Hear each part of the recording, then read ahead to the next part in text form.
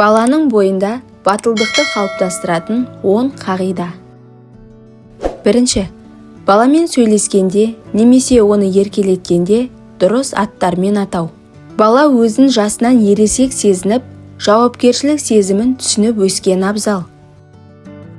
Баланы еркелеткен кезде оны төмендететін жаман, лақабат немесе қысқарған атпен атамай, ұлттық менталитет пен ислами қағидатқа сай, батырым, ақылдым, сұлтаным деген сияқты жағымды аттармен атау керек.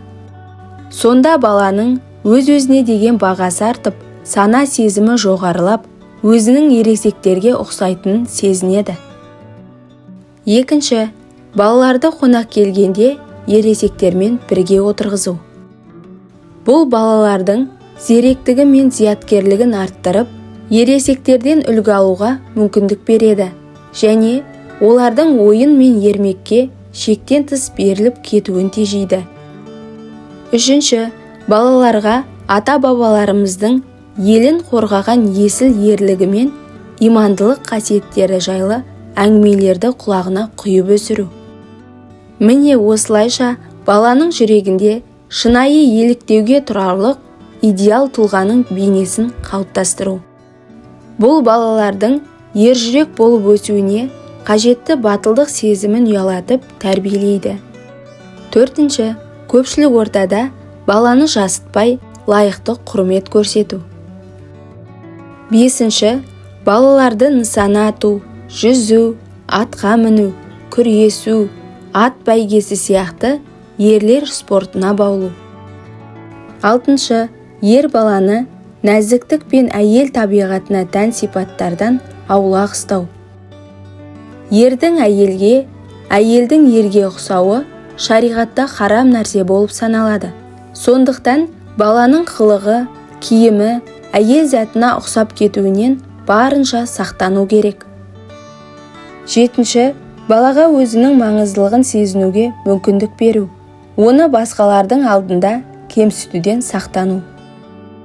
Басқа үлкен адамдармен амандасқан сияқты балаларға да сәлем беру, олардың өзге ересек адамдармен тең дәрежедегі адам екендігін сезіндіріп, менің де қоғамға қажетім бар екен ғой деген түсінік қалыптастырып, өмірден өз орнын табуға жетелейді.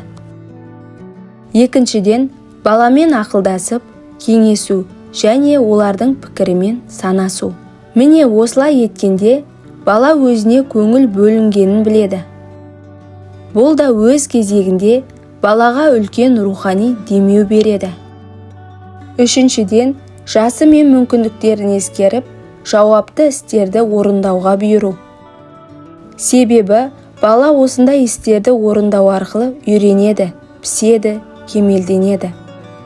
Төртіншіден, құпияларды сеніп тапсыру.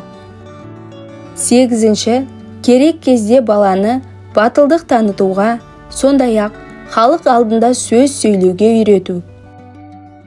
Бала жастайынан көпшілік алдында сөйлеп үйренсе, жасқаншақтық пен жасықтықтан ада болып, қандай жерде болмасын қысылмай ойын айталатын батыл шешен болып есейеді.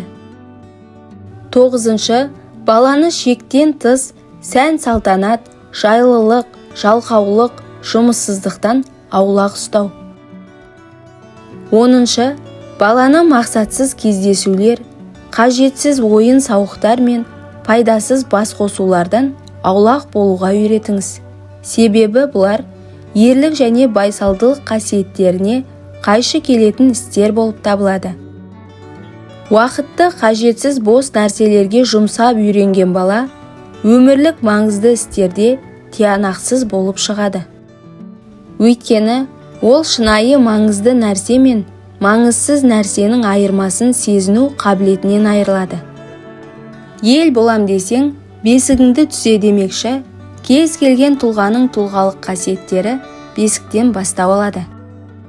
Ал қазақта қаршадайынан бастап ұл баланың бойына батырлық пен қайсарлық, жауапкершілік пен аманатшылдық, сертіне беріктік пен бауырмалдық сияқты ұлы сипаттарды сіңірудің қағидаларын ұсынған. Міне, Тілімізге тиек еткен осындай нәрселердің барлығы ұрпақ тәрбиесінде аса маңызды. Ертеңімізді ойласақ, болашақ ұрпағымызды ездіктен ада етіп, ерлікке баулайық.